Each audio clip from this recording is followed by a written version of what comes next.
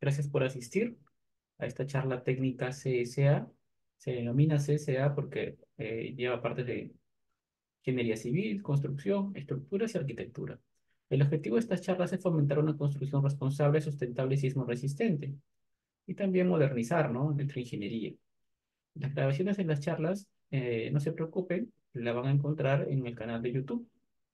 En esta oportunidad tengo el gusto de presentarles al ingeniero James Mesa Cabrera, quien es ingeniero civil graduado de la Universidad Nacional Mayor de San Marcos y tiene mucha experiencia en la programación BIM, Python, Machine Learning, ¿ok? Y así como en inteligencia artificial y ingeniería civil. El ingeniero expondrá el tema de diseño conceptual de estructuras a base de placas o muros, utilizando programación BIM más diseño generativo.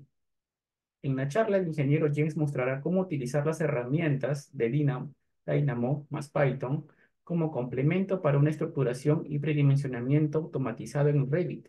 Adicionalmente, se programará un algoritmo generativo para la búsqueda de soluciones más óptimas en la etapa de diseño conceptual de una edificación. Eh, Muchas gracias, ingeniero. Eh, lo dejo para que usted continúe con la charla. Gracias. Ok, listo. Muchísimas gracias, Hans, por la bienvenida. Muy buenas noches con todos. En primer lugar, agradecerte por el espacio brindado para este tema tan interesante que personalmente vengo trabajando ya hace un tiempo y justamente este año es que estamos teniendo los primeros resultados viables y estamos muy emocionados de poder compartir y también escuchar las opiniones de la comunidad, ¿no? Ingenieros con experiencia que conocen la realidad del diseño y también podrían entender el valor o ventajas y desventajas de este tipo de aplicaciones, ¿no? Entonces, el día de hoy, el objetivo de la exposición es compartir algunos resultados en el uso de estas herramientas que ya son muy difundidas en ese tipo de edificación y tal vez poder escuchar, pues, ¿no? Sobre qué opinan ustedes, tiene potencial, ayudaría, no ayudaría, qué más se podría trabajar, ese tipo de cosas, agradecería de su parte puedan contribuir en la charla. Y de mi parte voy a poder abrirles un poco el panorama en el caso de que no lo hayan observado hasta algún momento, ¿no? Entonces, vamos a comenzar. Voy a tratar 5 puntos específicamente, un poco líneas generales, el tema del BDC, porque todo lo que les voy a mostrar a continuación está dentro de un marco de entorno de 3D y colaborativo. Vamos a hablar y reconocer las fases de un proyecto de construcción, así como vamos a explorar algunos procesos de un expediente de estructuras. Y dentro de todo este marco, cómo encaja la programación BIM y finalmente las aplicaciones en el diseño, ¿no? Como tal. Este, bueno, todo lo que redunda en el tema del BDC se podría resumir en que este es un enfoque integral que trata de virtualizar tanto el diseño como la construcción. Entonces, en principio, se busca utilizar un modelo 3D como el que podemos ver que pueda integrar toda la información y en el caso de las estructuras, a nosotros nos interesa que pueda contener la información analítica y la información constructiva a nivel de concreto y acero que componen nuestra estructura de concreto armado en este caso, ¿no? Tanto la super, la sub y en fin, como lo podamos categorizar.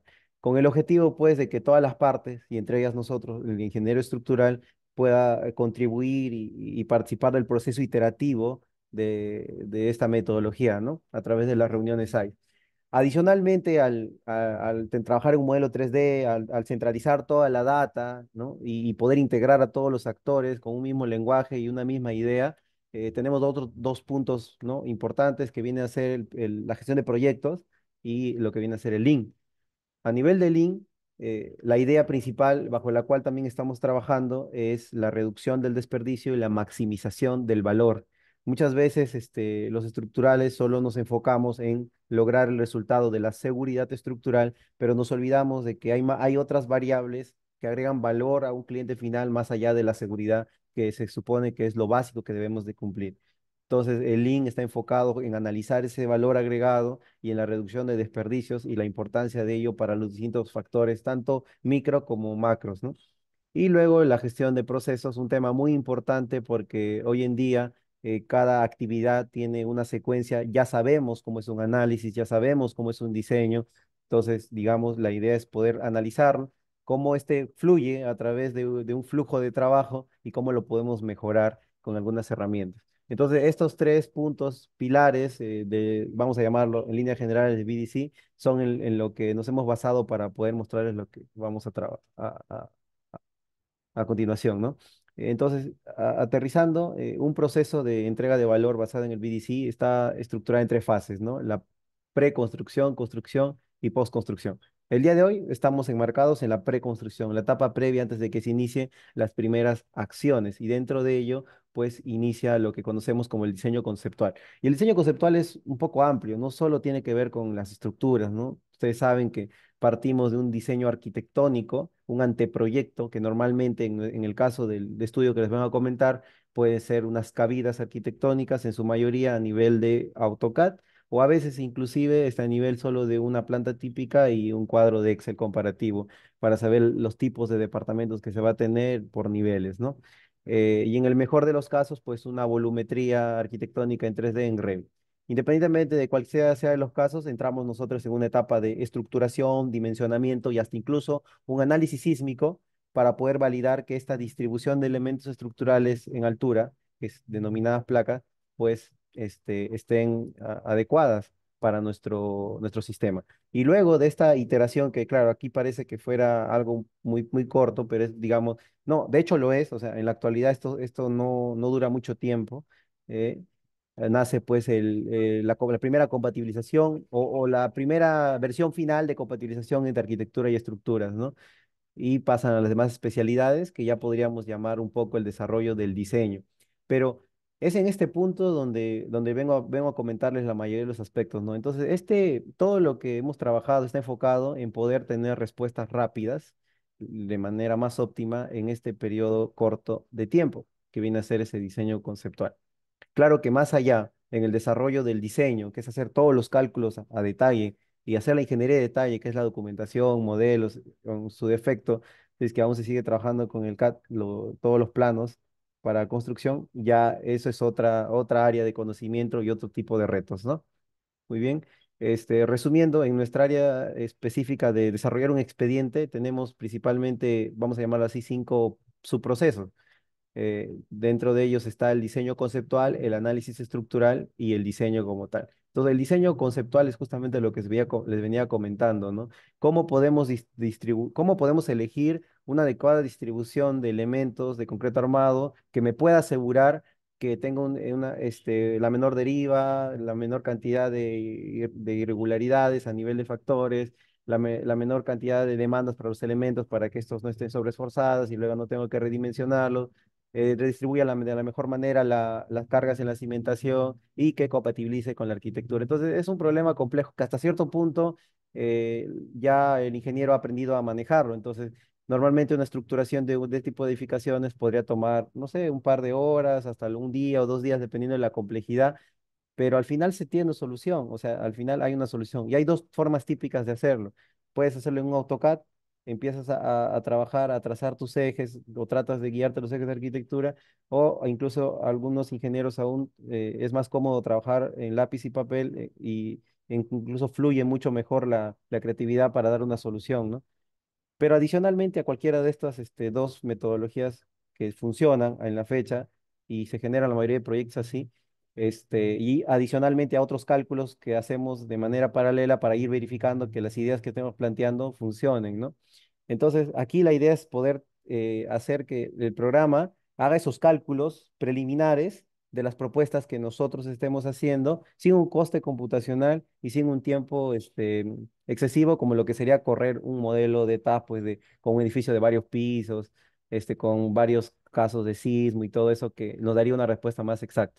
Entonces, aquí la idea es plantear una estructuración en un Revit que principalmente sea volumetría y que el programa directamente nos indica algunos ratios que nosotros vamos a escoger como principales indicadores para confiar en que esa estructuración va a estar muy buena, ¿no? Porque normalmente en el tema inmobiliario ocurre que la estructuración que queda básicamente ya se define de esta manera para todo el proyecto, porque muchas veces empieza la etapa comercial con esta estructuración y eso implica que no se puede hacer muchos cambios y ya está muy limitado, ¿no? Entonces, luego querer optimizar en la etapa de diseño, la estructuración es un poco más complicada. Entonces, lo que se estila hacer es un poco sobredimensionar, poner un poco más de muros, un poco más de longitud para evitar que tengamos problemas en la etapa de diseño por el tema del tiempo y todo lo que les comenté, ¿no? Luego viene el reto de cómo llevamos esta información geométrica al ETABS, ¿no? Bueno, la forma tradicional es pues ir modelando, ¿no? Ir modelando o parametrizar. Actualmente ustedes ya deben ser de su conocimiento que hay formas de parametrizar un modelo en el ETABS. Existe la herramienta, no es muy compleja, hasta cierto punto se puede hacer un modelado rápido parametrizando, ¿no? Más aún todavía si se llega a tener un modelo en Revit. Existen plugins que pueden conectar ambos, no solo los mismos del Revit, sino aparte hay otras empresas o otras casas de software que han ido estudiando cómo conectar adecuadamente un modelo, porque hay un tema de incompatibilidad en los nodos y existen ciertas posibilidades en la conexión entre ambas fases, ¿no? Y para poder hacer una revisión rápida. Y luego ya viene el diseño, ¿no? Netamente el cálculo, buscar la menor cantidad de acero, modelar, si es que se va a trabajar con estos usos BIM llegar a un modelado de acero a detalle para planos y hacer la documentación. Y todos estos procesos recae en tener un modelo integrado de información, ¿no? Entonces, dentro de esa idea, les comento, ¿no? La programación BIM justamente es un proceso de desarrollar y aplicar todas estas nuevas tecnologías para automatizar tareas y procesos dentro de la metodología que estábamos hablando. Pero para ello tenemos un camino, ¿no? Un conjunto de pasos. Lo primero es que lo que normalmente nosotros ya tenemos en nuestra cabeza, en el libro o en algún manual propio de una empresa, que es los procesos que seguimos, ¿no? El paso a paso de cada uno a distintos niveles. Por ejemplo, aquí podemos visualizar algo muy superficial a un nivel 2 de lo que vendría a ser el desarrollo del expediente, ¿no? Que es, por ejemplo, estructuración, predimensionamiento, validación, hacer el modelado, diseñar hacer un diseño de validación, y en fin, todas estas fases que son propias del trabajo del día a día. Les voy a comentar, todo lo que les voy a compartir está enfocado en esta primera etapa, ¿no? Estructuración, predimensionamiento y cálculos rápidos para que esto sea lo más confiable posible, tomando como referencia ratios de proyectos previos. Para ello, pues, tenemos a nuestra disposición actualmente a nivel de Revit lo que es el Dynamo y podemos potenciar su uso con el Python. Y si quisiéramos llevar a un nivel de mayor eficiencia computacional, es C Sharp, ¿no? Pero con Dynamo y Python ya se pueden establecer algunas herramientas de apoyo que pueden servir para este fin, ¿no? Por otro lado, el presente exposición ha buscado integrar un flujo de trabajo entre Tab, Revit y Tecla etapas netamente para hacer el análisis y complementar con otras herramientas externas para el cálculo, el Revit para poder transferir toda esta información a un modelo constructivo y el Tecla pues en el caso de que se quiera llevar a la ingeniería de detalle del acero, ¿no? Adicionalmente es de conocimiento común que para trabajar parametrización y el tema generativo también tenemos el Grasshopper y Rhinoceros. Pero todas estas herramientas al final van a permitir distintas acciones, ¿no? Lo primero es, vamos a ir identificando que hay procesos que podemos crear herramientas personalizadas. Como esta es una gran cantidad de datos, necesitamos manipularlas de manera eficiente y en algunos escenarios la generación de reportes pues termina siendo una gran ayuda para aliviar la carga de documentación, ¿no? Así como el de los planos, tanto generación de reporte escrito como generación de reportes gráficos.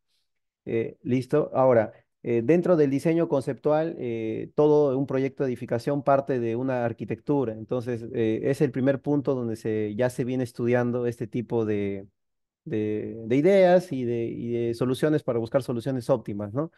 A nivel de arquitectura, aquí les comparto algunos autores que básicamente han recopilado la idea de trabajar optimización a nivel de áreas, ambientes, menor cantidad de longitud de caminata para llegar de un ambiente a otro ambiente para una determinada persona, ¿no? Y entre ellos también involucran otros factores como el tema de la iluminación, la ventilación, etcétera. Actualmente, Revit tiene herramientas para trabajar este tipo digamos, de optimizaciones. Hasta cierto punto tiene algunas herramientas beta y adicionalmente están apareciendo otra, como pueden ver aquí en la referencia bibliográfica. Pero sin embargo, aquí no se está trabajando el tema estructural, no se está trabajando otros puntos que ya tienen que ver con el coste final a nivel constructivo, sino se está viendo lo que propiamente ve la arquitectura, ¿no? Funcionalidad, sostenibilidad, etcétera. Entonces, ya yendo a nuestro caso de estudio, una vez que nos hayan entregado una arquitectura, ya sea trabajada con una optimización de arquitectura o de forma tradicional, independientemente de ello, nosotros empezamos nuestra estructuración, ¿no? Bajo el modelo que les planteo, en resumen, es modelar tu estructuración en Revit mientras vas trabajando y que en tiempo real esta te vaya haciendo revisiones globales y locales de si esos elementos van o no a cumplir para tu edificación. Para eso se han creado herramientas, como pueden ver aquí en la izquierda, para verificación de longitud mínima de muros de corte, centro de rigidez, centro de masa, predimensionamiento de columnas, estabilidad en altura, dependiendo del tipo de suelo, las condiciones, etcétera. Y todas las que ustedes gusten o consideren valiosas para su tipo de proyecto, lo podemos programar directamente con lo que se había comentado a nivel del Dynamo, ¿no? Que utilizando la información geométrica se puede revisar todos los elementos y asignarle una determinada sección. Entonces, en resumen, a nivel conceptual, en planta se establecen dos tipos de soluciones. Y esto va a ser muy interesante para lo que les voy a comentar más adelante. Cuando uno hace un muestreo de soluciones, uno quiere encontrar una solución óptima, necesita encontrar un dominio de soluciones. Y para ello necesitamos como que, para líneas generales o sencillas, una solución menos óptima, o sea, la que está como que cumpliendo las justas o como que no cumple, y la otra solución pues que cumple muy bien, excelente, ¿no? Lo que podríamos denominar hasta cierto punto sobredimensionado. Entonces, esta herramienta nos permite explorar varias soluciones desde el punto de vista mínimo hasta el punto de vista máximo. Entonces, este muestreo se puede trabajar de manera directa con el Revit. Entonces, hasta el momento, en este punto, lo que estamos haciendo es muestrear posibles soluciones para que luego esto más adelante nos sirva para tener mayor exactitud en futuros resultados.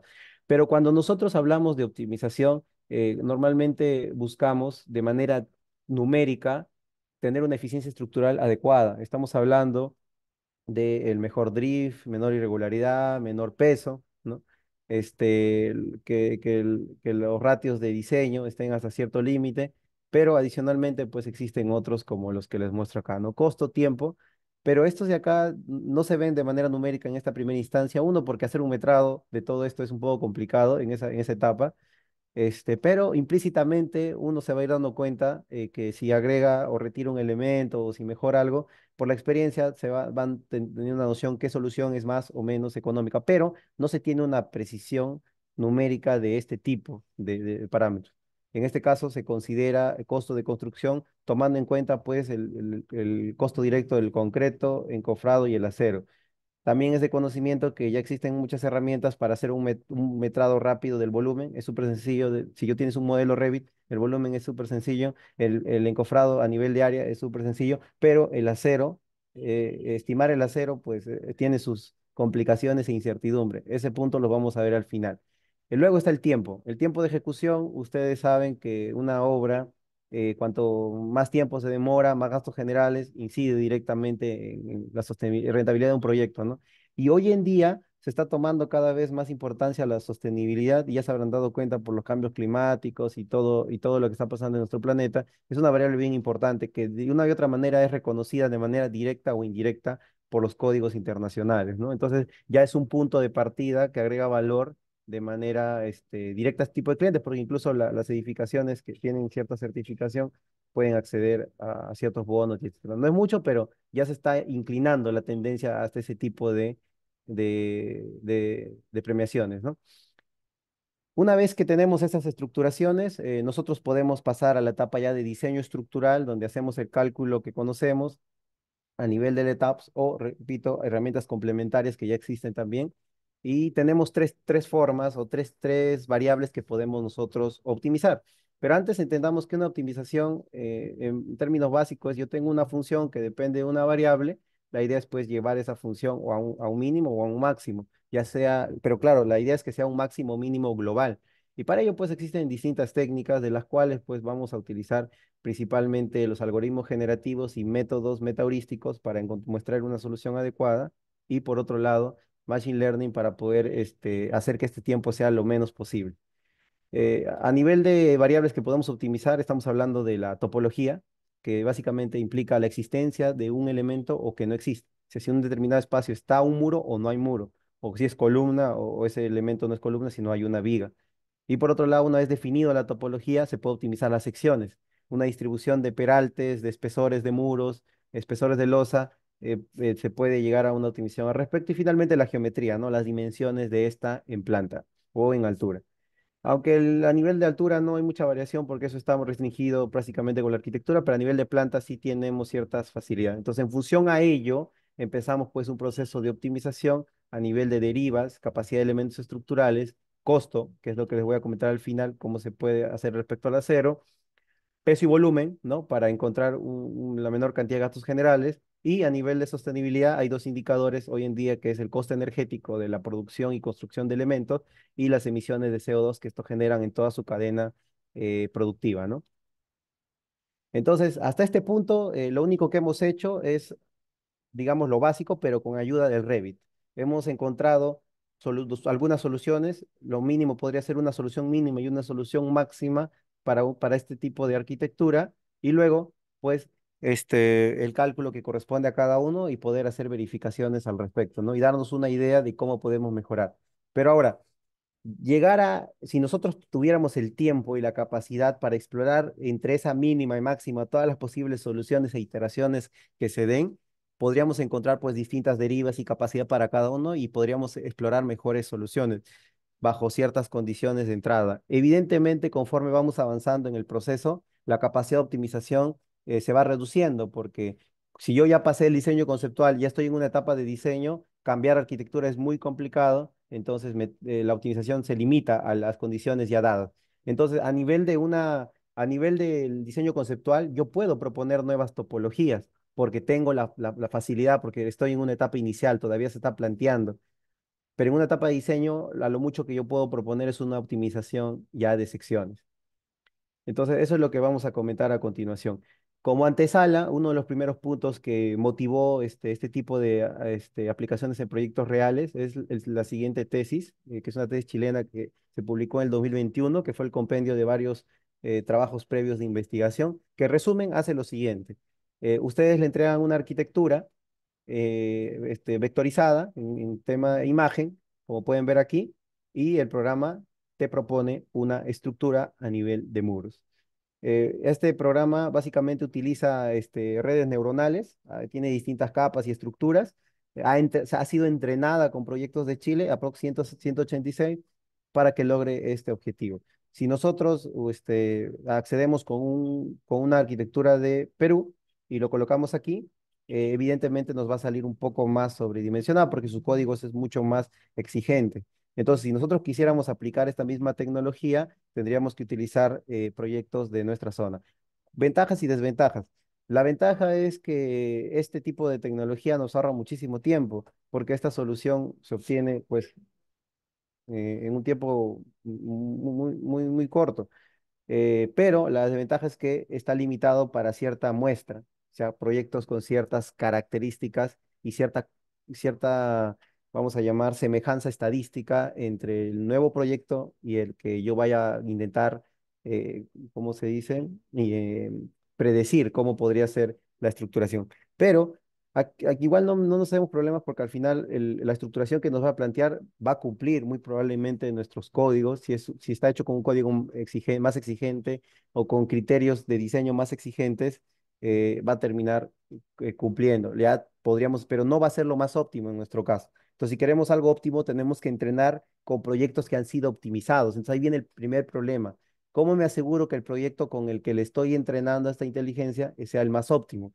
Porque estos proyectos con los que han sido entrenados han sido proyectos realizados por casas de diseño de manera tradicional, con la metodología tradicional, que si bien es cierto, estas casas de diseño tienen muchísima experiencia en este tema, pero sin embargo, por la limitación de tiempo, no han explorado todas las posibilidades. Entonces, hay una probabilidad de que para la arquitectura dada originalmente no haya sido una de las mejores, sino, o sea, no haya sido la mejor, sino sea una de las mejores. Entonces queda esa posibilidad de que esta estructura termina siendo optimizada. Entonces, antes de pasar a entrenar una inteligencia para que prediga optimizaciones de estructuración, tengo que darle información optimizada. Entonces, ahí viene la necesidad de lo que les voy a comentar, de cambiar el enfoque de cómo trabajamos, de una metodología tradicional, como pueden ver aquí, que en resumen es, nosotros hacemos una primera estructuración, pero eso depende netamente de la experiencia del proyectista. Si el proyectista no tiene experiencia,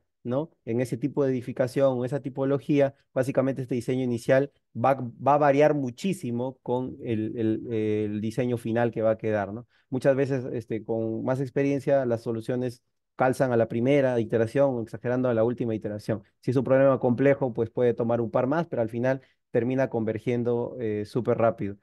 Luego se analiza y si es válido o no, que básicamente lo decide también la experiencia, ¿no? Si es válido, queda el diseño y hago todo el trabajo, ¿no?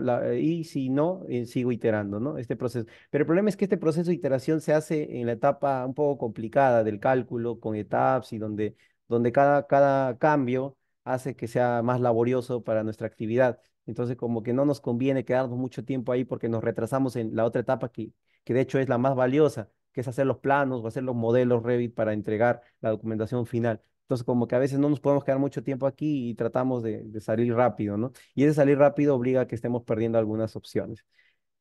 El otro proceso, la metodología basado en estos algoritmos que les comentaba, está enfocada en lo siguiente, ¿no?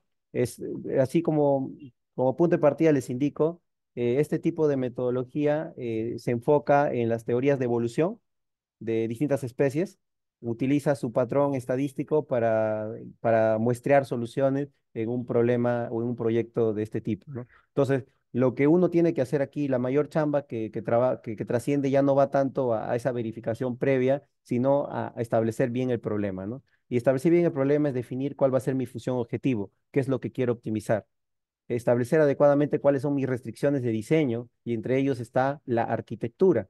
Y luego cuáles son las variables de diseño que voy a considerar. A nivel de funciones objetivo, según la bibliografía y lo que hemos ido revisando, hay algunas variables que son más o menos incidentes al momento de optimizar. Por ejemplo, si nosotros quisiéramos ir directo al grano, entonces optimizamos la deriva y optimizamos también las excentricidades para que haya la menor cantidad de excentricidad y la menor cantidad de deriva. Y eso implica pues una distribución uniforme de las rigideces con sus brazos de palanca, ¿no? Que es la multiplicación de la rigidez de cada elemento por la separación respecto al centro de masa. Entonces, cualquiera de estos parámetros materializados en una función objetivo terminan siendo eficientes. Sin embargo, obviamente, hacer un cálculo para obtener derivas me toma mucho más tiempo. Si yo quiero hacer un cálculo de derivas, ya sea con un programa simplificado, o con el ETAPS para poder ir encontrando, muestrando soluciones, me voy a demorar más tiempo que hacerlo pues con un programa mucho más liviano, que por ejemplo me pueda simplemente hacer cálculos de distribución, o sea que la distribución estadística de la rigidez sea la más uniforme. Eso se logra pues haciendo que la desviación estándar de las rigideces sea la menor posible o que los coeficientes de variación sean los menores posibles. También es una forma de abordar el problema, me demora menos tiempo y puedo mostrar más soluciones en un tiempo récord. Y luego puedo pasar a una siguiente etapa a mostrar soluciones ya con programas más sofisticados que me den resultados más precisos y así voy avanzando en la optimización. Entonces, eso me refería más que todo a definir una población. Aquí lo que buscamos es tener una población de estructuras. Por ejemplo, pueden ser 10 soluciones, 20 soluciones. En este caso, esto se traduce a tener 10 o 20 edificios. Con eso de ahí se hace el análisis, que puede ser, como les comenté, con etapas, con un programa simplificado, o puede ser, con algo muy simple como les he comentado, solo que va variando la precisión. Con esto se construye una primera superficie de respuesta, lo que se conoce como un metamodelo. Como acá no estamos usando nosotros toda la teoría de estructuras al 100%, entonces este no es el modelo en sí estructural de soluciones, sino este es un metamodelo que nos da pues una aproximación a estas soluciones finales. Con ese metamodelo, en este tipo de modelos de optimización, hay un problema, ¿no? Muchas veces no converge, o sea, puede llegar a darnos soluciones peores de las que hemos nosotros propuesto de manera natural, o sea, de manera tradicional. Entonces, para lograr que eso no ocurra, recurrimos pues a lo que se llaman los algoritmos heurísticos, que básicamente introducen una intensificación de soluciones en los menores valores. ¿Qué quiere decir? Que si yo tengo, digamos, las derivas, o sea, del producto de esto tengo derivas de 10 edificios, y la deriva está desde 3 por 1000 hasta 6 por 1000. Entonces, donde está 6 por 1000, y donde ese 6 por mil está más cercano a soluciones como 4 o 5 por mil, intensifica la cantidad de población. O sea, cercano a esta solución, itera y me genera nuevas poblaciones con el objetivo de no converger rápido y poder seguir buscando soluciones en este espacio del metamodelo. Y esto hace que obtengamos mejores resultados de optimización y ahí es donde se llega al diseño óptimo que les estaba comentando. Entonces, concretamente les comento el siguiente caso de estudio. Se tiene esta arquitectura y de esa pues se planteó una primera estructuración, como pueden ver aquí en la parte derecha.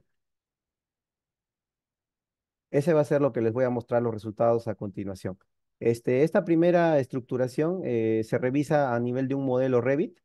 Como les había comentado, simplemente se dibujan los muros con los espesores específicos. A nivel, se usa los volt, no se usan acá, no se modelan como structural column, porque no nos interesa todavía obtener el acero aquí, sino solo obtener información geométrica para los posteriores cálculos. Entonces se modela todos los elementos de placa, las vigas, las losas, que es la geometría básica, y con esta información extraída, que básicamente es geométrica, a través de un archivo básico de Excel o CSV o cualquier otra base de datos, dependiendo de la magnitud se puede variar el uso. Para este caso, ¿no? Que es un edificio de 20 pisos, no hay necesidad de usar una base de datos mucho más compleja. No afecta mucho. ¿Ok? Entonces, con estos datos se somete pues al algoritmo generativo. Este algoritmo generativo, aquí muestro el resumen del código. Que acá pueden ver las dos primeras funciones, que es rigidez de muros y fitness function. Básicamente lo que busca es encontrar la menor desviación estándar de la multiplicación de rigidez de cada muro con el brazo de palanca con respecto al centro de masas en X y en Y. La función de arriba, pues calcula esta rigidez de muros aproximadas, pueden usar con cualquier método que existe hasta el momento simplificado. Básicamente me da un score. Ese score viene a ser pues el punto que van a buscar minimizar, que es la inversa de esta desviación estándar. Luego se crean las soluciones, en este caso se usó el hipercubo latino. El hipercubo latino me permite hacer un adecuado muestreo. Básicamente acá hay muchas formas de trabajarlo, eso ya va a depender de cada proyecto en específico. Y uno de los primeros puntos y una de las primeras variables que se tiene que tomar en cuenta en este tipo de optimización viene a ser pues la cantidad de agrupaciones que vas a hacer para que puedas hacer luego las mutaciones. En este caso vas a estar usando un parámetro de 4, que es el que nos ha generado mejores resultados. Luego de esta población se genera pues una selección de los mejores y se hace el cruzamiento que está relacionado con la mutación. O sea, como esto se basa en teorías, les comenté de evolución, el principio es que el más fuerte sobrevive y eso se logra gracias a la mutación que se genera aleatoriamente cada vez que pasa una generación, ¿no? Entonces se ingresa a eso, cuando hablo de mutación significa que varían las propiedades del muro conforme voy avanzando en el tiempo. Y luego ya se somete al algoritmo generativo, que es el proceso iterativo de búsqueda de soluciones. En este caso, por ejemplo, les voy a mostrar un conjunto de espacio muestral que hemos iterado. Pero aquí quiero aclarar lo siguiente. Este, el principal punto que ha sido variado, es el que ha ido iterando, ha sido la longitud de muro. Normalmente en un proyecto se puede modificar, ¿no? Espesores y longitudes, porque al final lo que nosotros buscamos es tener el área de corte en cada dirección mínima, pues para lograr esa resistencia lateral adecuada. En este caso, se puede iterar ambas, espesores y longitudes. Es un proceso aceptable. Sin embargo, para este caso de ejemplo que les estoy comentando, se ha buscado optimizar las longitudes, porque a nivel de los primeros pisos ya tenían longitudes pues no tan considerables, así que se ha dejado por el momento, pero se puede trabajar también. Entonces, este programa básicamente te define cuánta población quieres iniciar la iteración y cuántas generaciones quieres empezar a trabajar. Ahora, acá hay parámetros que definen qué tan rápido y qué tan buena va a ser tu solución. En este caso es la población inicial, el número de generaciones que van a pasar, el coeficiente de mutación, o sea, qué tanto va a variar cada elemento en porcentaje a nivel de longitud y la cantidad de agrupaciones que vas a hacer para la selección de las mejores, con las mejores características. Entonces, un modelo generativo es muy sensible a estos parámetros. Entonces, cada modelo general, si yo logro generar un modelo para un proyecto, por ejemplo, el proyecto, digamos, A, que es lo que les voy a mostrar, no me va a servir estos parámetros para un modelo B, porque cada modelo tiene su propia casuística, entonces va a tener sus propios parámetros que van a generar mejores condiciones. Como este finalmente termina siendo un proceso aleatorio de revisión, para cada proyecto se tiene que revisar. Entonces, una de las desventajas de esta metodología viene a ser que toma más tiempo porque hay que revisarlas con respecto a la inteligencia artificial, pero es mucho menos tiempo de lo que uno le encargaría hacerlo manualmente. Entonces, si hablamos de eficiencia, evidentemente las inteligencias artificiales que han sido entrenadas con proyectos previos son mucho más eficientes que un diseño generativo que tiene que estar calibrándose y explorando por algunas horas para cada tipo de proyecto en específico, ¿no? Y calibrando pues los datos de entrada para que el programa lo pueda reconocer. Entonces, de este tipo de proyectos, acá se hace un ejemplo, por ejemplo, en el que se hace variación de ratio de mutación de 0,1, 0,11 y así y se ha obtenido todo este campo de soluciones, que básicamente son las longitudes de los muros en y en X para todos los pisos, ¿no? Piso 2, piso 1, piso 3, etcétera. Aquí podemos ver cuál es el ratio de optimización de 0,58, 0,57. Quiero mencionar que el punto de optimización inicial que se había obtenido del proyecto estructurado inicialmente era de 0,3.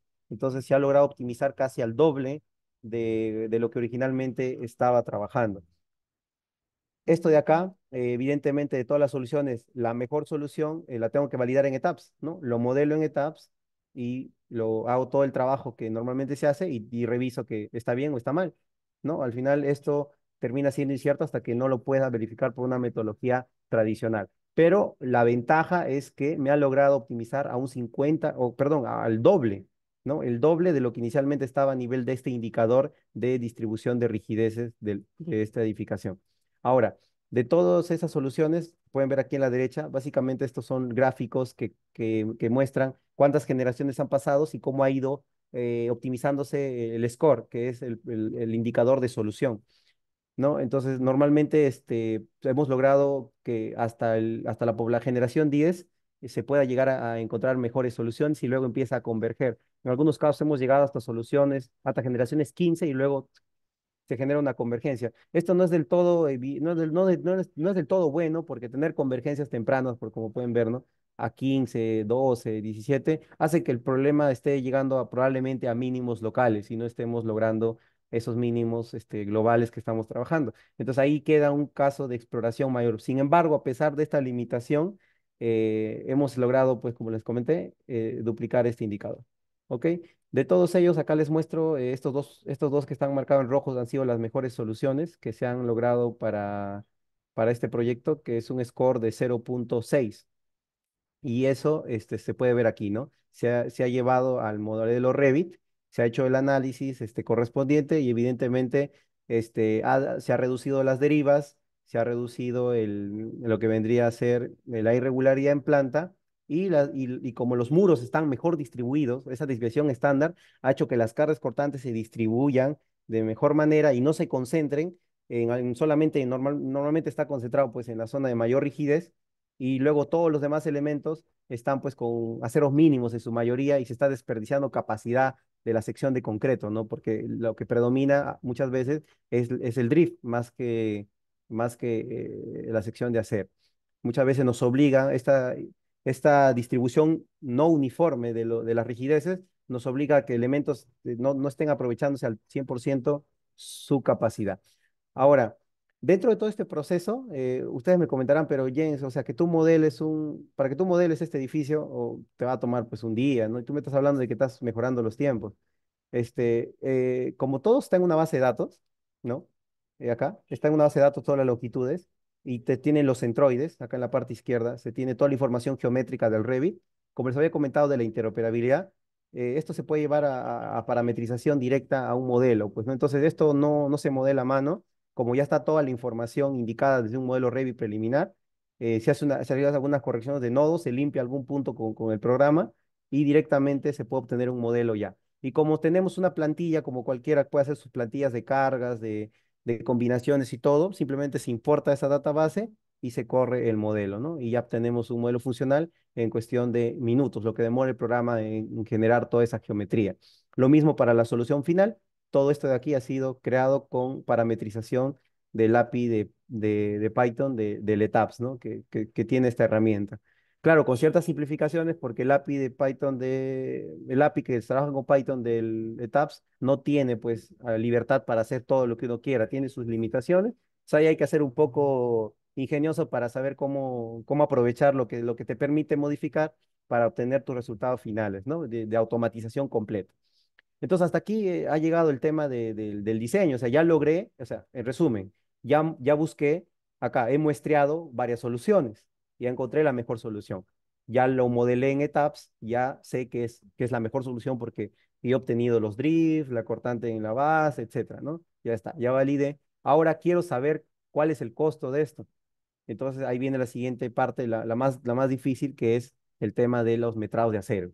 Entonces, normalmente ya existe una metodología para metrar el acero en base a ratios, que es así una metodología muy gruesa, que, ¿no? Por ejemplo, en el caso de elementos verticales, simplemente todo el área techada de la estructura por un ratio. Elementos horizontales, el área techada de la losa, horizontal por un ratio. Y así, ¿no? Para cada elemento. Personalmente nos hemos tomado un tiempo de revisión de algunos proyectos que hemos tenido acceso a nivel de ratios y esta metodología pues hasta cierto punto difiere de los resultados finales del diseño, ¿ok? Porque cada diseño, si bien es cierto, tiene semejanzas, pero la irregularidad de las rigideces a veces hace que haya mayor o menos aceros en ciertas zonas. Entonces, bajo bajo este escenario de incertidumbre, que si bien es cierto existe una metodología, se propone algo más, ¿no? Igual esto funciona, es cómodo para muchas inmobiliarias o otras empresas, o en general cualquier institución dedicada a estimación de costos en el sector de construcción, pero hay otra opción, ¿no? Aquí, por ejemplo, lo que se estima es una correlación lineal. Dice que para tantos metros cuadrados, este es el acero. Ese es básicamente el modelo que les he comentado. Pero ustedes saben que el modelo de diseño es un modelo no lineal, entonces, por lo tanto, esa estimación no va a ser del todo cercana siempre. Entonces, la idea es saber, por ejemplo, cuántos kilos o las cuantías de cada elemento y poder asignar esa información. ¿Cómo lo podemos hacer preliminarmente? Bueno, en principio, aquí sí la inteligencia artificial ayuda bastante porque nosotros tenemos los metrados de nuestros proyectos asignados por cada elemento. En nuestro caso, lo que les voy a mostrar a continuación ha sido entrenado con 10 proyectos de 6 a 10 pisos que tienen ciertas tipologías, ciertas características, y se ha entrenado la inteligencia, ¿no? En resumen, esta inteligencia lo que ha hecho es predecir cuánto acero podría tener cada elemento en función de en qué piso está, en qué zona sísmica está, cuál es el área techada, si tiene sótanos, no tiene sótanos, si es excéntrica, si es central, si es lateral, etcétera. Distintas variables que primero se ha hecho un estudio de sensibilidad para ver cuáles son las que más inciden y con las que inciden, con eso se ha calibrado el modelo. Entonces, para este tipo de edificación se ha obtenido, por ejemplo, una predicción de 294 kilos para una columna y, por ejemplo, de lo real que se había metrado manualmente de los planos CAD correspondía a 301, ¿no? Entonces, hemos hecho esta revisión y este es uno de los valores más cercanos que nos ha permitido. En otros escenarios ha habido variaciones de 10% a nivel de columnas.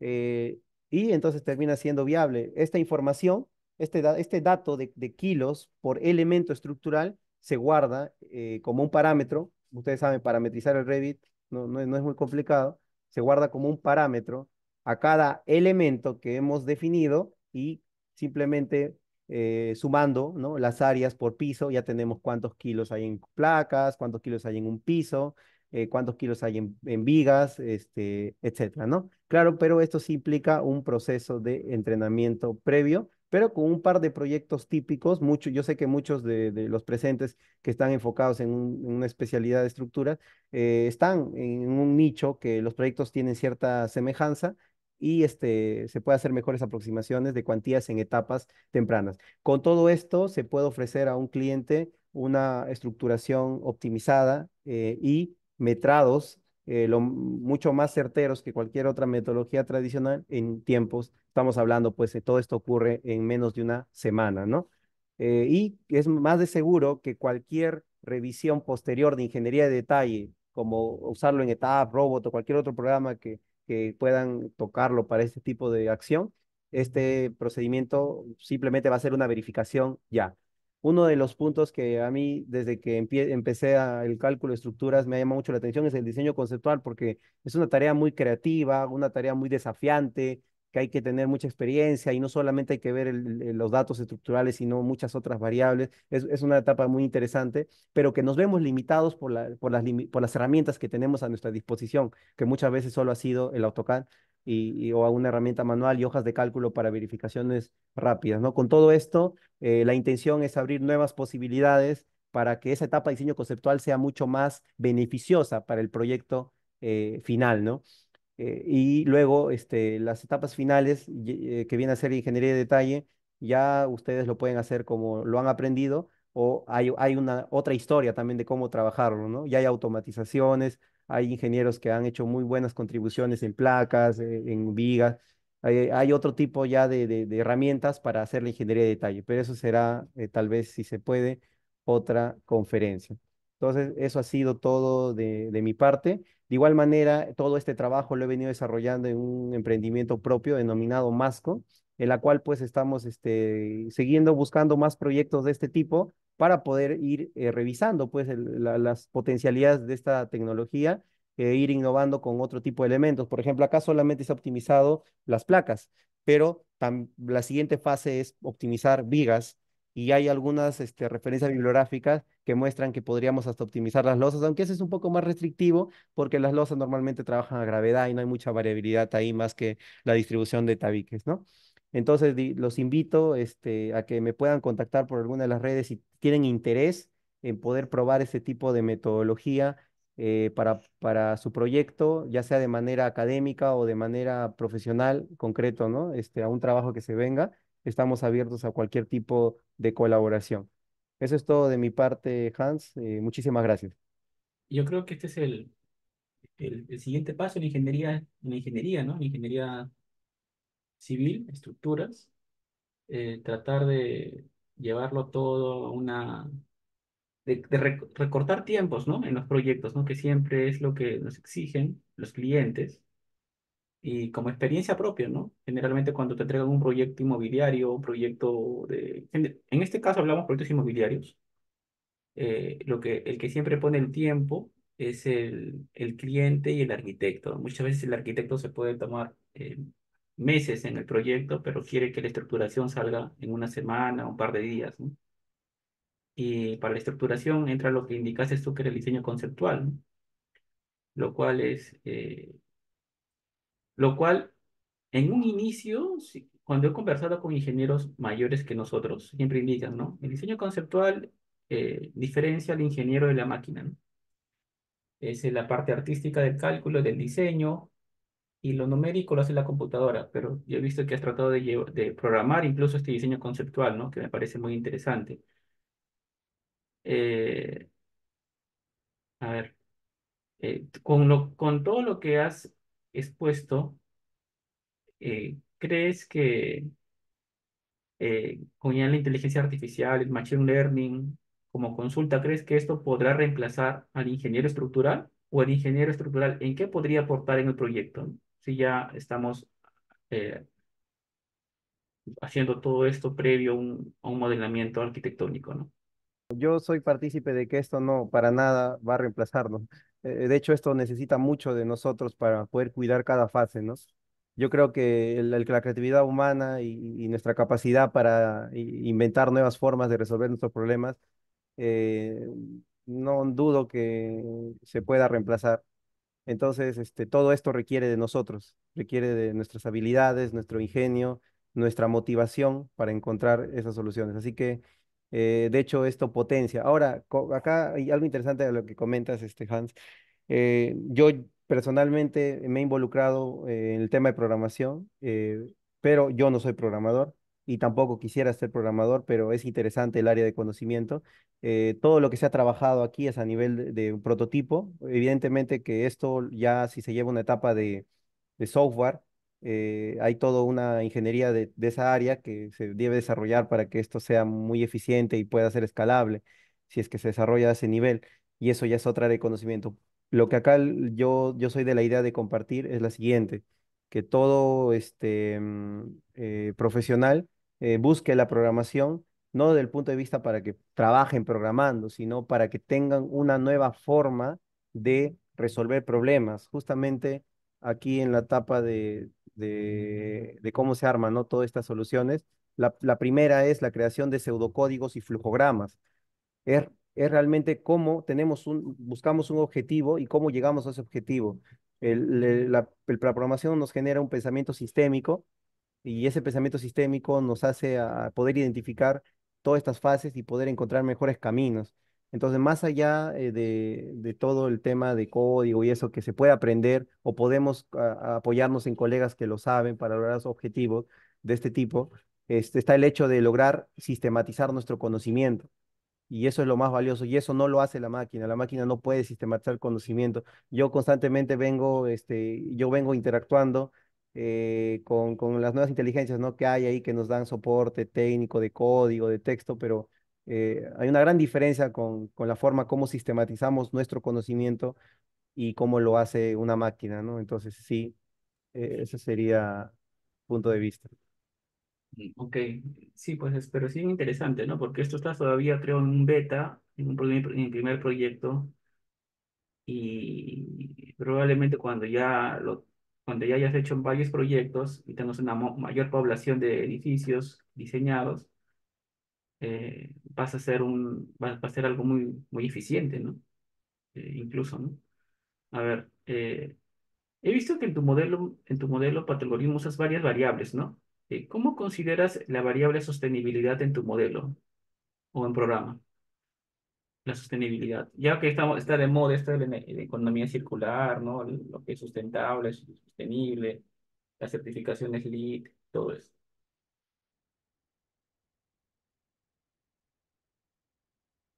Habías hablado al inicio de lo que era el tema de la sostenibilidad.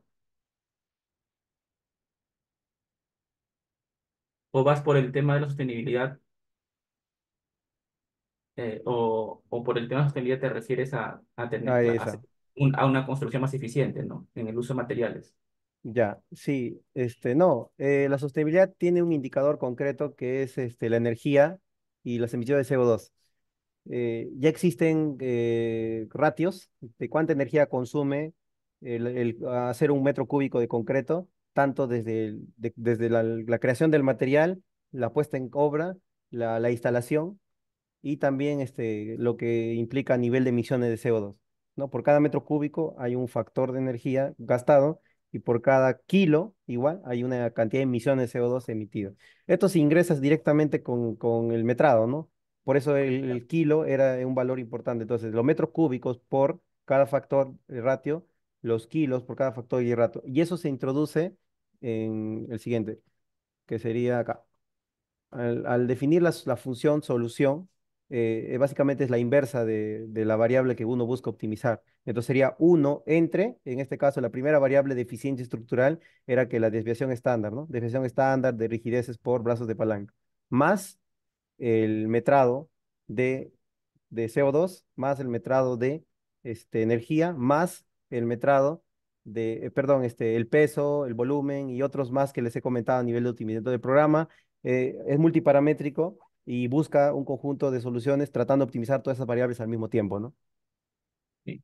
En tu presentación describiste el proceso convencional, ¿no? De análisis de un edificio, en donde hacen primero un diseño conceptual, incluso algunos ingenieros hacen con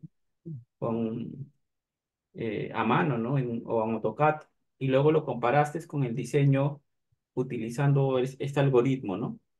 Mi consulta es, en qué porcentaje se da el ahorro de tiempo? O sea, es, es el doble de rápido, el triple de rápido. Cuán más rápido es? Yo sé que eso también va a depender de la experiencia y la expertise del ingeniero que analice el proyecto de manera convencional, ¿no? Pero con tu algoritmo, con tu programa, con la programación que utilizas, ¿en cuánto se reduce el tiempo, ¿no? Esa eficiencia, esa etapa de diseño conceptual.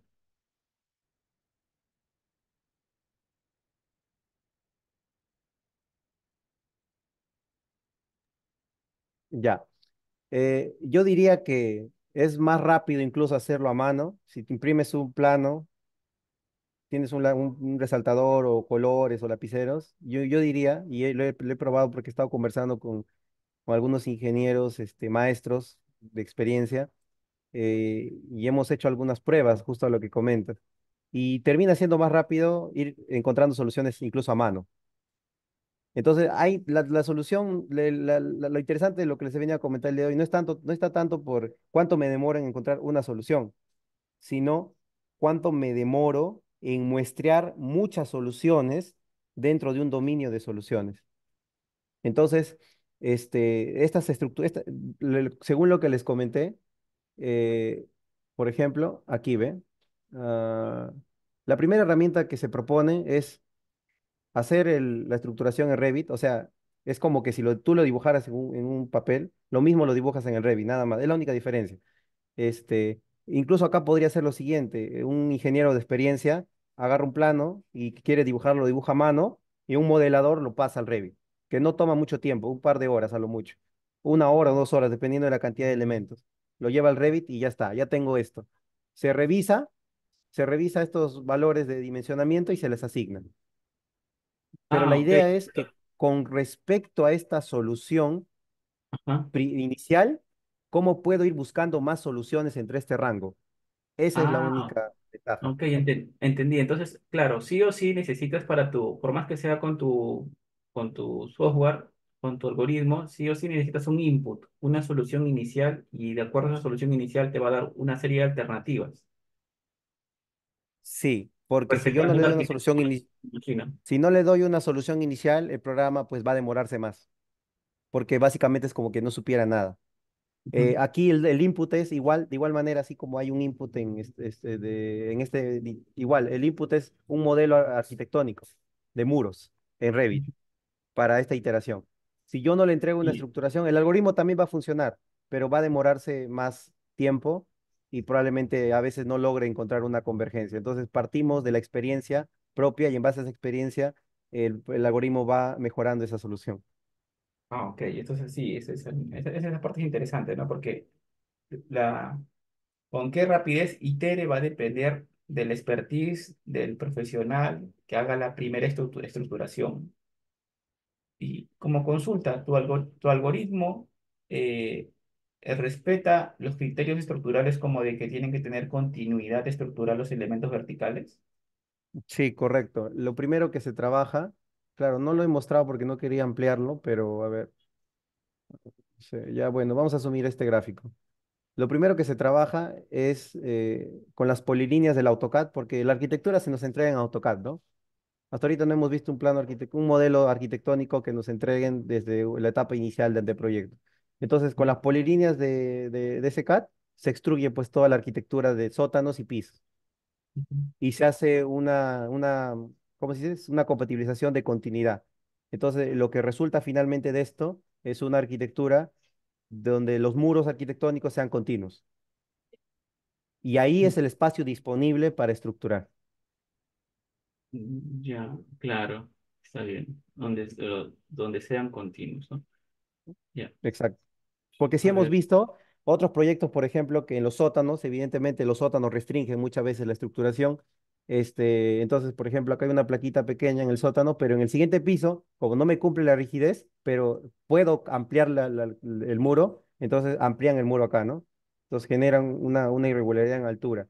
A veces cumple el mínimo que indica la norma de irregularidad de Simplicidad. de excentricidad, ¿no? Ujú. Entonces, normal, pero en el diseño ese requiere mucho acero por esa irregularidad.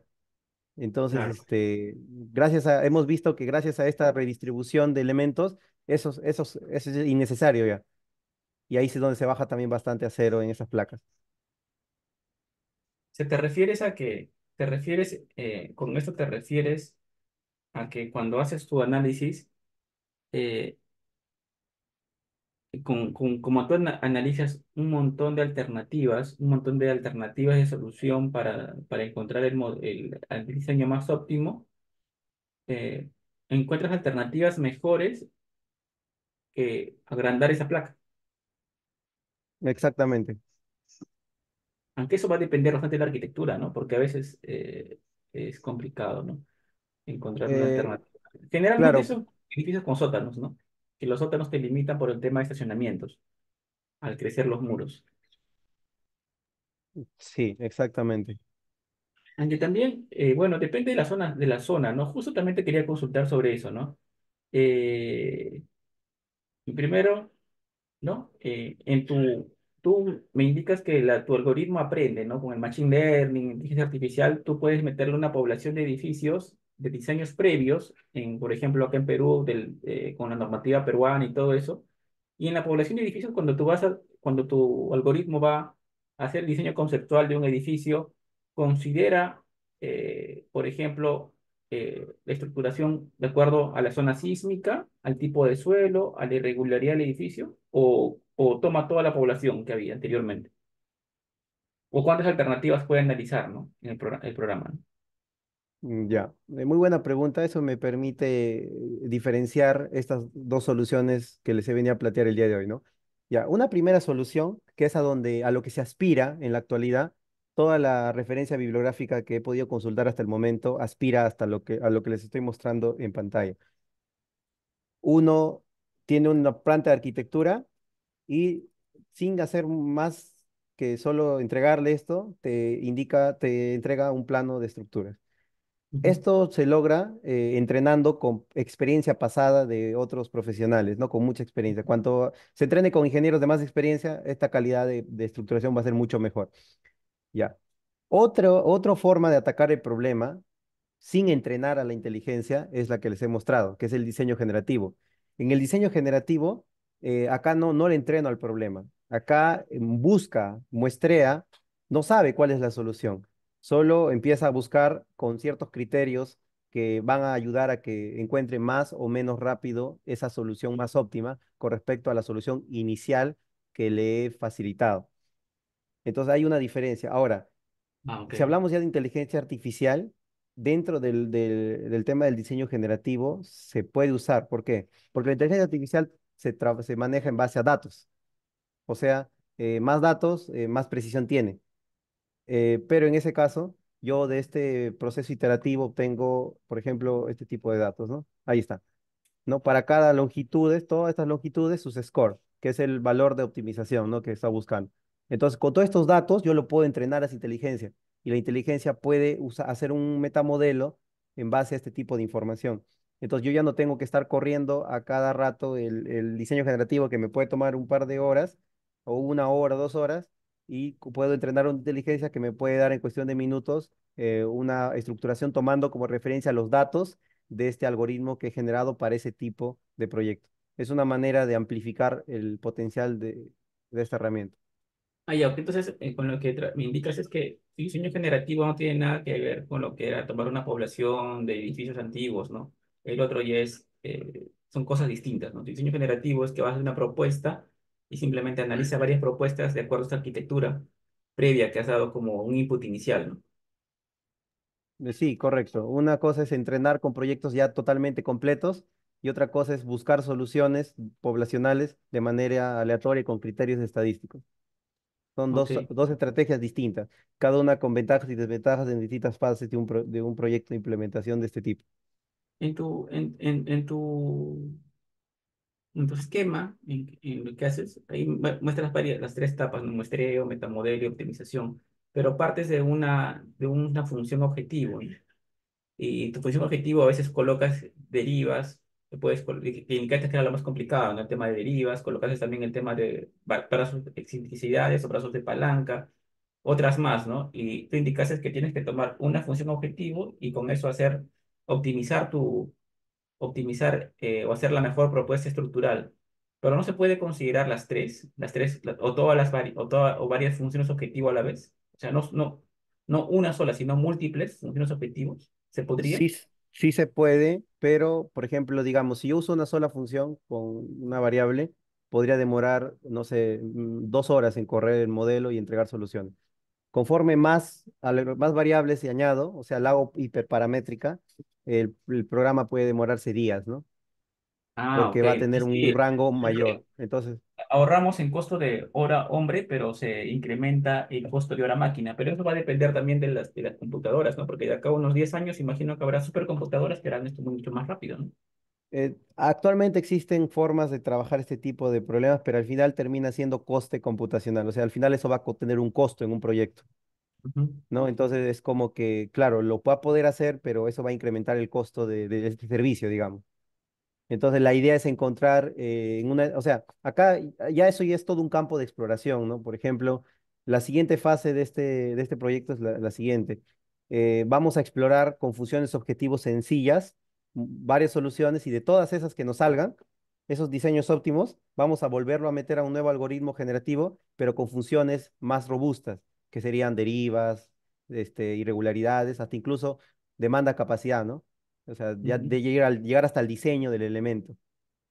Entonces se puede armar esquemas, estructuras de optimización.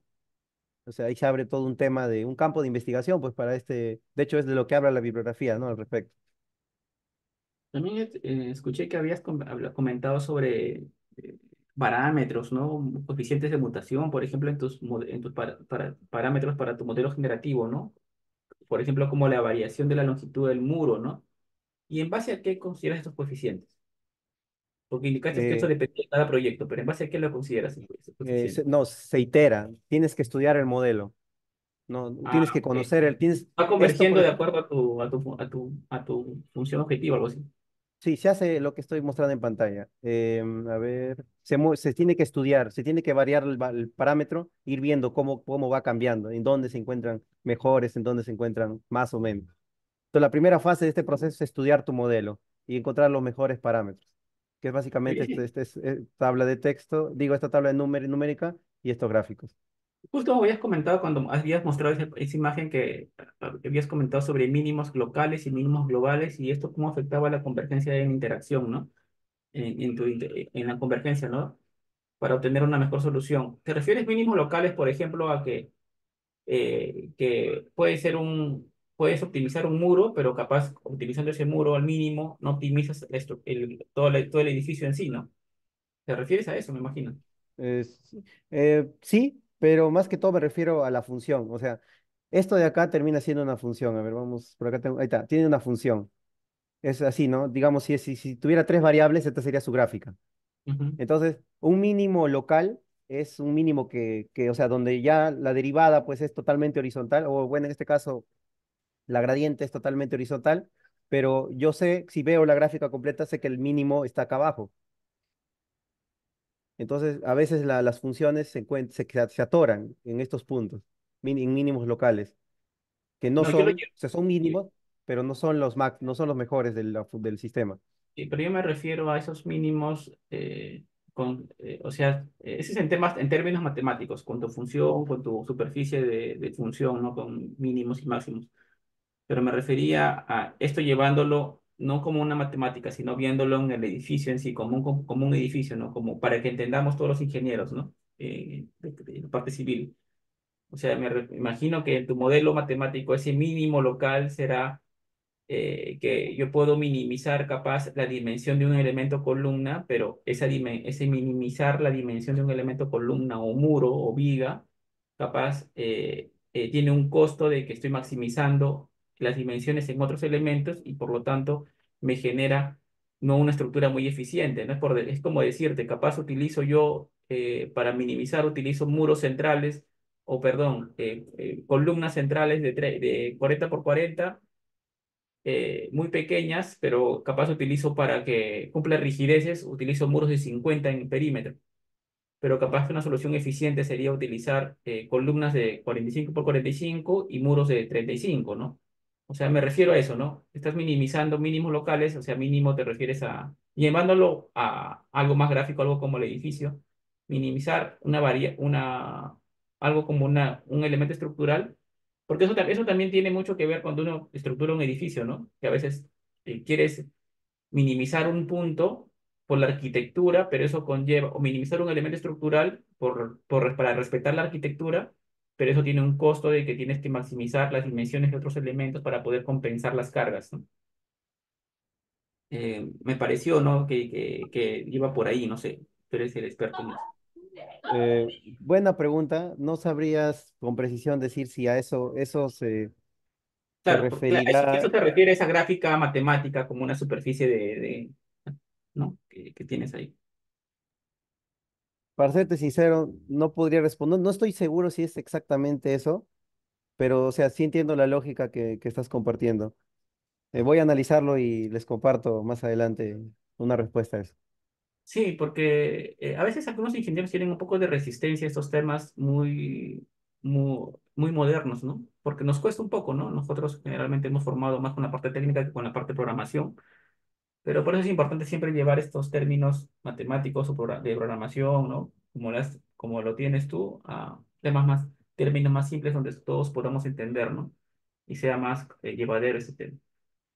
Y no verlo como si fuera como algo que da miedo, ¿no? Porque en verdad, o sea, es un cambio fuerte en la ingeniería, ¿no? Que ahora los ingenieros actuales están que se le dan bastante fuerza a la programación y con esto tratan de optimizar tiempos de diseño, ¿no? Y yo lo veo bien, en verdad, ¿no? Lo veo muy bien. Por ejemplo, me parece muy interesante tu software si lo utilizaras en un análisis por proceso constructivo, ¿no? El comportamiento de un edificio en su etapa constructiva, ¿no? Por ejemplo, eh, eh, yo he visto que los constructores tienen eh, tienen bastante apuro en construir rápido, porque de esa manera ahorran costos. Entonces, hay muchas formas de construir, ¿no? No es decir, oye, basé un techo, encofro o lo cimbro todo y luego desencofro o descimbro. No, ¿no? Sino ellos, hay días que se esperan, no sé, pues 3, 4 días y puedes descimbrar la mitad de los encofrados y luego seguir construyendo y eso le llaman procesos de cimbrado, descimbrado, recimbrado, ¿no? En el cual a veces no lo aplican los constructores por miedo a que la estructura colapse, ¿no? Pero si haces un adecuado análisis estructural, esto podría ser muy bueno, ¿no? Porque es un análisis con proceso constructivo en donde, claro, hay una variable que es importante, ¿no? Que es cómo varía el concreto en el tiempo, ¿no? Sabemos que el módulo elástico del concreto y la resistencia del concreto en los primeros días es bajito, pero luego a los 7 días, 14 días va creciendo bastante, ¿no? Y eso es muy interesante en la parte de análisis estructural. Eh, a ver, también he visto que en la parte final utilizas un modelo de correlación lineal, ¿no? Para tantear la cantidad de acero de refuerzo porque, claro, ves que el costo el metrado del material es muy importante por el tema del costo, ¿no? Para ver si el proyecto es viable o no viable, ¿no? Y eso es muy importante, ¿no? Para ver las cuantías, para ver si tu propuesta estructural es más económica que otra, ¿no? Mi consulta es la siguiente, ¿no? ¿Por qué tratas de estimar las cuantías de acero cuando ya previamente, ya casi tú tienes el modelo directamente ya realizado, ¿no? ¿No podrías calcular directamente del modelo el acero? ¿Por qué tienes que elaborar un algoritmo, tienes que hacer una correlación lineal y todo para poder calcular el acero de refuerzo mediante metrados aproximados cuando tú ya tienes un modelo ya casi listo en el cual ya podrías calcular el acero de refuerzo? Ya. Voy a comentar dos puntos. Primero, haciendo alusión a lo que me estabas explicando del análisis por proceso constructivo. De hecho, eso es un tema que es una siguiente fase, pero todo eso lo que has comentado lo podemos trabajar aquí, cambiando el motor de análisis. Se puede hacer hasta incluso análisis no lineales, se puede hacer curvas IDA, se puede combinar cualquier técnica. La ciencia estructural radica acá, ¿no? Todas las formas en las cuales podamos realizar análisis y se puede también considerar como elemento de optimización. Entonces, al final, esto es lo escalable. El único reto aquí es hacer que el coste computacional sea económico para que se puedan hacer las iteraciones que estábamos conversando. Digamos, cualquier indicador estructural que uno quiera implementar en esta idea va a estar aquí, en esta parte, ¿no? Muy Mm, bien, ahora, por otro lado, lo que pasa es que aquí en el modelo que se tiene es un modelo para análisis, ¿no? Entonces, a revisar el diseño de los elementos se puede desarrollar, pero al final, pues es un proceso, ¿no? De diseño, y sobre todo para las placas irregulares. Si bien es cierto, con el ETAP podemos tener ciertas aproximaciones, pero lo más probable es que sean estas aproximaciones para las placas rectangulares, las columnas y otros elementos. Sin embargo, termina siendo un proceso que alguien tiene que sentarse y empezar a calcular. eh, Hacer con el TAPS, con una herramienta complementaria que termine esos cálculos. Entonces, entre tener una persona que tome, puede ser días o horas, dependiendo de las capacidades que tengan en ese momento, este, hemos optado pues por simplemente asignarle un valor preliminar para poder dar una respuesta rápida ni bien terminamos el modelo, ¿no?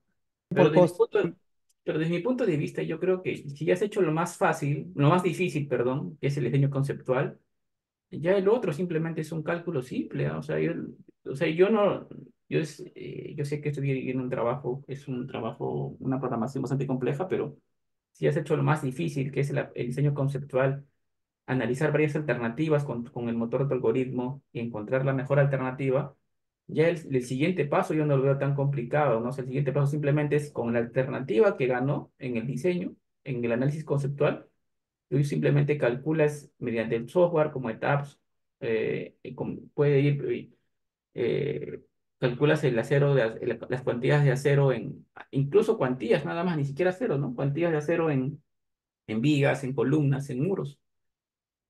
O sea, porque yo creo, o no sé, corrígeme si me equivoco, pero lo más difícil ha sido ya el diseño conceptual, donde has analizado una gran cantidad de alternativas para encontrar la solución más eficiente.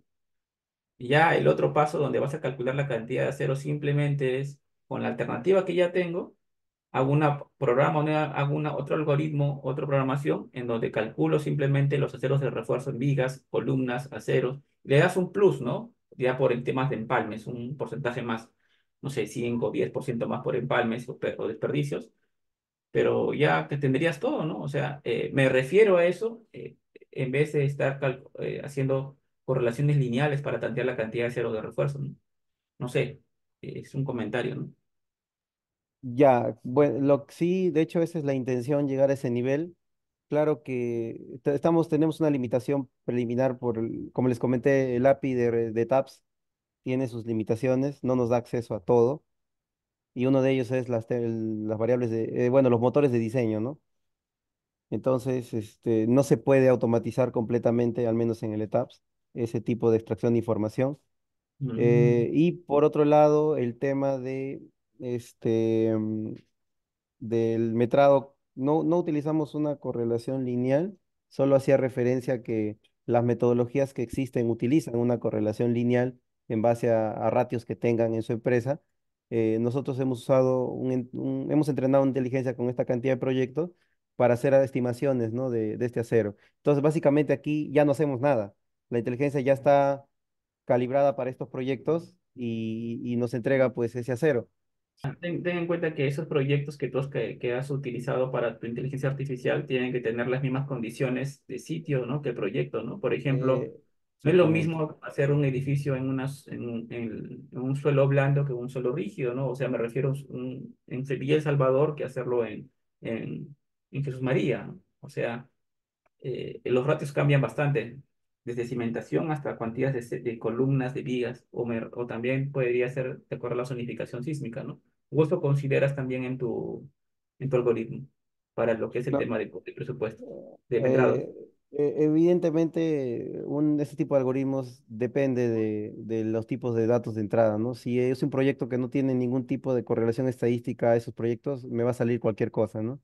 Y esta es su limitación, como comenté al inicio, depende de la cantidad de proyectos, pero ya es un tema de facilidad que hemos escogido por el momento, pues como una herramienta provisional.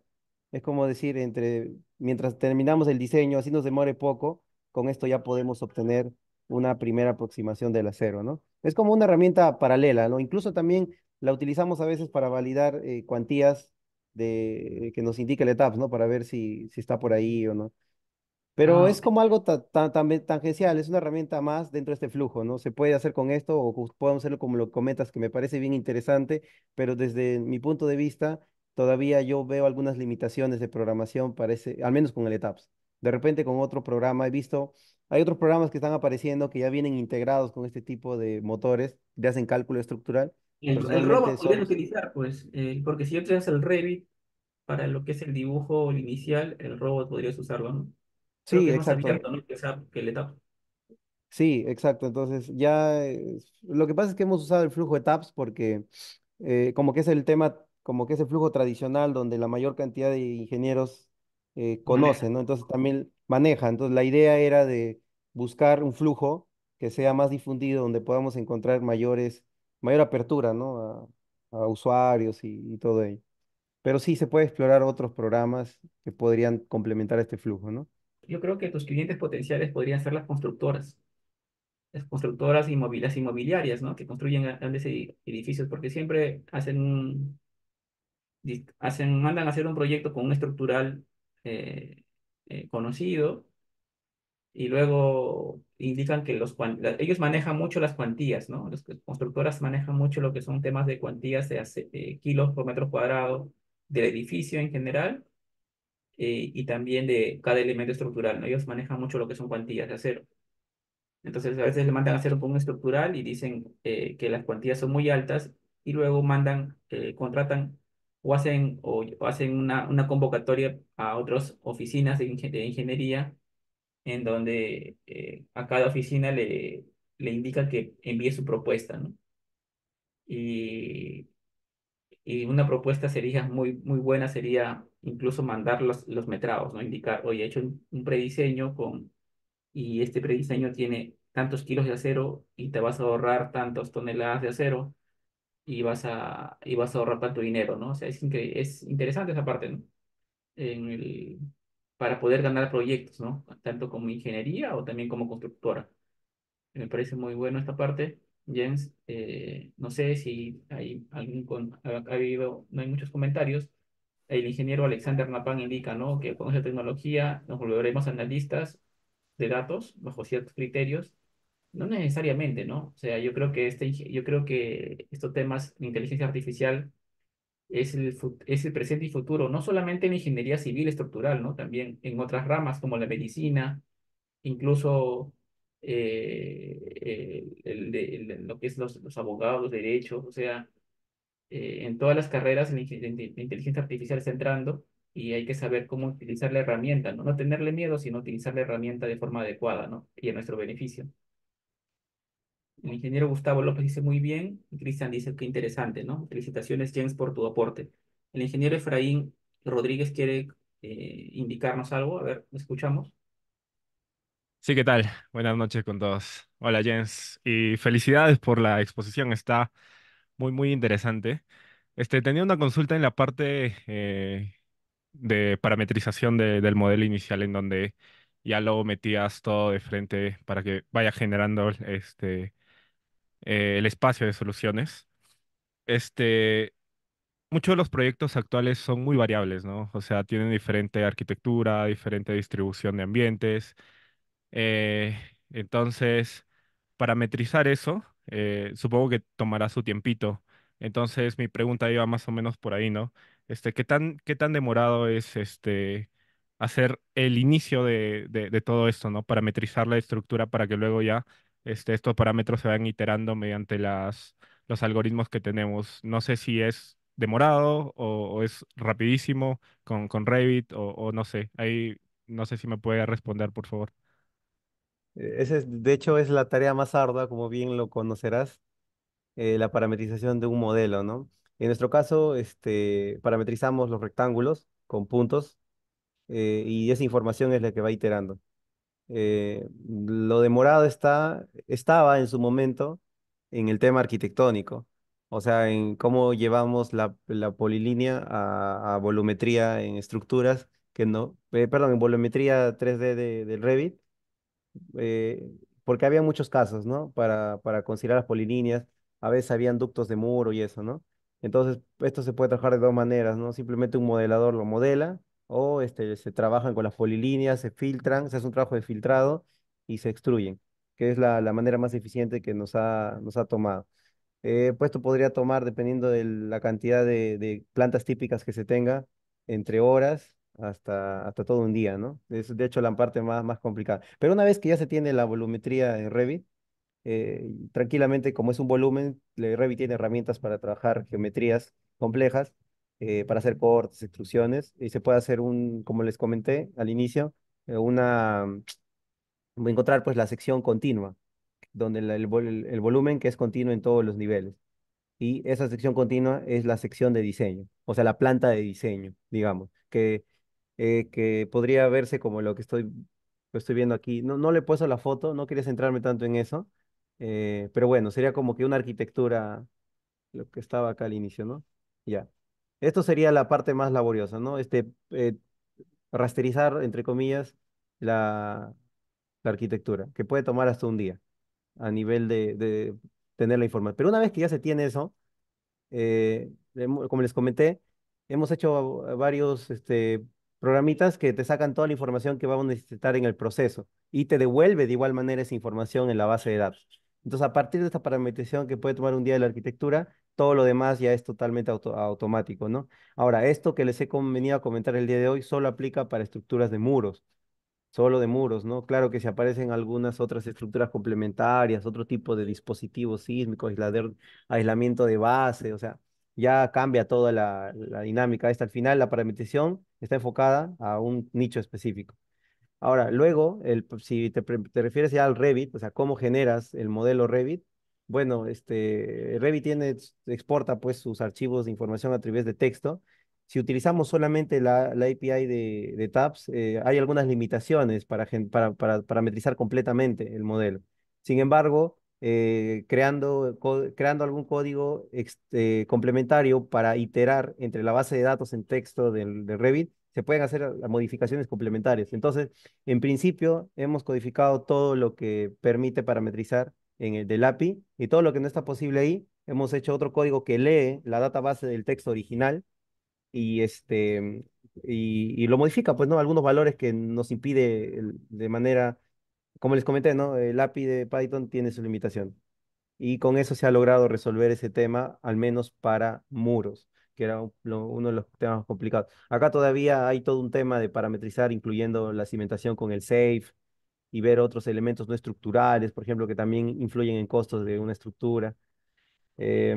Porque claro, yo quito, reduzco la longitud de una placa, pero ahora iba a haber tabique, ¿no? O aumento la longitud y en fin, o sea, no es la única variable como habías comentado, pero por el momento esa es la manera como hemos parametrizado. Entonces sí, ha sido uno de los retos más difíciles, empaquetar la información en estas volumetrías para que posteriormente se pueda utilizar a lo largo de todo este proceso.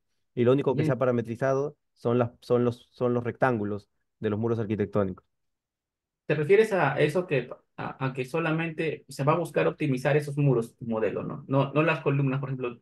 Cuando te refieres solo a muros, ¿tu edificio no tiene columnas o solamente son muros? Este edificio no tiene ningún tipo de columna, este ejemplo que he mostrado, pero Sea, no, también hemos hecho de tu columnas. algoritmo es solamente ahorita para eso, para muros, nada más. No, no, no, mi algoritmo es para cualquier tipo de sección de concreto armado, Ah, puede ser pórticos columna o duales o muro. muros, Ok. pero la parametrización para extraer la información, eso ya depende de cada tipo de sistema estructural. En este caso, la parametrización es los datos, ¿no? O sea, decir, cada muro tiene tanta longitud, tanto espesor, tal es su centroide, tal es su volumen, tal es su altura. Parametrizar los datos del elemento, eso es lo que se hace ya tedioso porque tiene que hacerse para cada tipo de sistema estructural y cada tipología de edificio. Ok, ok. Cuando he analizado varias alternativas para la solución, haciendo variar la sección de los muros o la distribución de muros. Bueno, la distribución no, porque tú has dado una distribución previa, ¿no? Y lo que ha hecho él es parametrizar esos muros, haciendo variar las longitudes y bien calculando desplazamientos y excentricidades y todo eso. Pero cuando analices todas las opciones de modelo, de cálculo, en alguna de esas opciones también incluye lo que es la dirección del apoyo de las losas, por ejemplo, considerar losas macizas, aligeradas, o losas aligeradas en dos direcciones, o orientar la dirección de los aligerados y todo eso. ¿Consideras? ¿O todavía no? No, no, eso no considero. Eso es previamente en tu Sí. primer prediseño que haces, que es Ujú. de donde partes, ahí donde tú le das la, los criterios de orientación de losas aligeradas, espesores de losas, todo eso te refiere. Y después de Sí, eso, ya con tu modelo previo, con tu estructura inicial, con el esqueleto inicial de la estructura, y empiezas a buscar la mejor alternativa. sí, exactamente. Em, Justamente acá lo comenté en las variables de diseño, ¿no? Ujú. Cuanta más variables de diseño vamos a poner, más tiempo va a demorarse. Entonces, la idea en una etapa de inicial es que tu código también no se demore más que una persona, ¿no? Si al final el código se demora más que una persona en proponer una solución, entonces ya también no tiene el sentido. Entonces, tiene que demorarse igual que una persona o menos. Entonces, acá hay todavía un campo de exploración de cómo ir introduciendo más variables de diseño, pero en el menor tiempo posible para este algoritmo, ¿no? Ok, está bien. Sí, me parece bien interesante de todas maneras, ¿no? Y veo que todavía estamos lejos todavía de poder reemplazar, ¿no? al ingeniero estructural, porque es el que va a dar la primera alternativa de análisis o la primera estructuración, y de acuerdo a eso tu algoritmo va a buscar la mejor alternativa, haciendo variar, por ejemplo, buscando las variables, ¿no? Haciendo variar algunos elementos. El ingeniero Alexander Napan levantó la mano. Sí, díganos su pregunta, por favor. Sí, ¿qué tal? Buenas noches. Agradecer por medio de la empresa por motivar estas charlas y estos diálogos y al expositor por su experiencia que está mostrando, su iniciativa. Mi pregunta era también considerar la altura de entrepiso y bueno, no sé si lo logré entender. Creo que el algoritmo creo que lo que realiza es buscar la mayor cantidad de elementos verticales para aumentar los grados de libertad, ¿no? De distribuir los momentos, ¿no? Creo que ese creo que es ¿cómo se dice? Lo que hace el algoritmo. O sea, finalmente, como dice, juega con las longitudes, pero también en vez de hacer muros más, tener muros más esbeltos, mejor dicho, para poder tener más elementos verticales y redistribuir sus momentos y cumpla las derivas, los drifts, ¿no? La función que está ingresando, ¿no? Pero también considera la altura de este piso, porque si cambiamos, ¿no? Por ejemplo, si es una altura de entrepiso de 2,45 y luego variamos esa altura de entrepiso a 2,75, entonces como que la estructuración también que va a variar, ¿no? Entonces mi pregunta viene por ahí también. O sea, ¿qué pasaría si cambiamos la altura de entrepiso? Mm. Sí, sí se cambia la altura del entrepiso. Justamente importante es ese dato porque normalmente el primer piso es de 4 metros, ¿no? En este caso fue 4,20 y los pisos típicos son de 2,65. Sí se consideró y sí cambia esta distribución entre un piso y otro, ¿no? De hecho, esta distribución de rigideces altera, ¿no? El primer piso altera los centros de rigidez de los siguientes niveles. Entonces, si no se considera eso, la solución, justo intentamos hacer en un inicio pisos por piso, como si fuera un solo piso, y hacer iteraciones, pero lo que salía no terminaba cumpliendo, o sea, no era una solución viable. Ya, Entonces tienes que se ver tenía que global, pues. considerar de todo el edificio global, todos los entrepisos, y de esa manera recién encontraba, porque sí se consideraba ese efecto, ¿no? De un piso con otro, y aparte también lo que está comentado, que es tal cual, sí, sí, se ha entendido la idea. Sí, está bien. Felicitaciones por tu trabajo, ¿no? Que es bastante interesante, algo innovador, ¿no? He visto también que hay otras personas que también que se están dedicando a esta parte el de diseño generativo, lo que es el machine learning, ¿no? La inteligencia artificial, el Python, ¿no? Es muy interesante. Lo que sí les diría a los que se dedican a esto, que traten de llevarlo hasta un lenguaje un poco más ingenieril de la parte civil, ¿no? Eh, por ejemplo, a veces he visto que específicamente a los ingenieros que mayores a nosotros incluso, eh, les cuesta un poco a tomar estos avances tecnológicos, ¿no? Por el tema de que se utilizan términos muy técnicos en lo que es programación, ¿no? Como si fueran ingeniería de sistemas, ¿no? Me refiero a utilizar términos más ingenieriles en la parte civil para que de esa manera no generemos anticuerpos de los ingenieros un poco más antiguos, ¿no? Eh, por ejemplo, en la parte para explicar todo lo que hace tu modelo, no sé si me permites hacer un resumen. Tú partes de primero, primero tú partes de un proyecto arquitectónico. El proyecto arquitectónico es un 3D, es un 3D. El proyecto arquitectónico, un ingeniero civil estructural de preferencia va a estructurar el proyecto arquitectónico con columnas, con vigas, con losas aligeradas macizas. Y cuando tenga la estructuración, una estructuración previa, una primera estructuración, va a ingresar este modelo, esta primera estructuración que la va a hacer en Revit, para tu algoritmos en Revit, en donde vas a parametrizar, en tu caso has elegido parametrizar los muros o elementos rectangulares, columnas o muros, y eso vas a ingresar en tu algoritmo. Y tu algoritmo, ¿qué va a hacer? Es teniendo como inputs la geometría de los muros, específicamente en espesores, los paños, las losas aligeradas o macizas, la dirección de losas aligeradas y macizas. Tu algoritmo va a buscar la mejor distribución de los muros y va a tratar de hacer un diseño más óptimo, haciendo variar las dimensiones de muros en altura, ¿no? Me refiero a que capaz en el primer piso tengas muros de 4 metros de longitud y termines en el piso 20 con muros de 2 metros de longitud, y capaz en el primer piso tengas muros de 4 metros de longitud y espesor 40 centímetros o 50 centímetros o 40 centímetros, y termines en el piso 20 con muros de 25 centímetros. Entonces, eso es lo que busca tu modelo, ¿no? Tratar de optimizar la dimensión de elementos como los muros o las placas en altura, ¿no? Para dar un diseño más eficiente, pero partiendo de ciertos inputs, como es la primera estructuración en un modelo en Revit que vas a ingresar, y partiendo, por ejemplo, también, bueno, considerando las alturas, los entrepisos, y también, y esto va haciendo, ¿cómo hace tu modelo? Ingresas en tu modelo la geometría en Revit, en tu algoritmo ingresas la geometría en Revit, y tu modelo luego va a trabajar internamente con el SAP, con el ETAPS, en donde va a hacer corridas y va a buscar la mejor alternativa, ¿no? Porque estás utilizando el ETAPS, ¿no? Para poder hacer tus mejores alternativas. Y la otra opción sería que utilices la matriz de rigidez, ¿no? Considerando todos los grados de libertad, ¿no? Eh, que sí he visto algunos que utilizan, ¿no? Por ejemplo, matriz de rigidez, ¿no? Considerando no solamente traslaciones, sino rotaciones. Y también puedas llevar, pero creo que se hace un poco más pesado, ¿no? Creo que te facilita más utilizar como herramienta el ETAPS para poder hacer análisis estructural y buscar la mejor opción, la alternativa, ¿no? Eso está bien el resumen que di, James, no sé.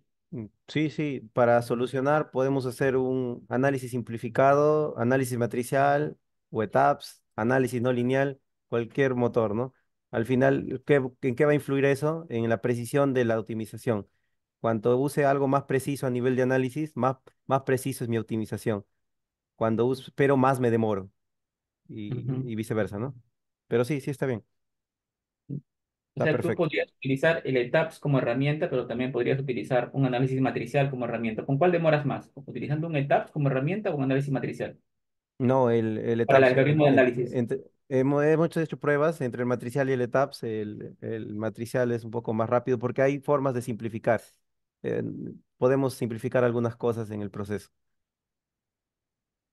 Claro, ¿no? En el matricial consideras un diafragma rígido y te ahorras arbitrarias libertad, ¿no? Quisiera brindarte el siguiente certificado, ¿no? A ingeniero James Cabrera Mesa por haber participado en calidad de expositor en la charla técnica CCA, diseño conceptual de estructuras a base de placas utilizando programación BIM más diseño generativo, ¿no?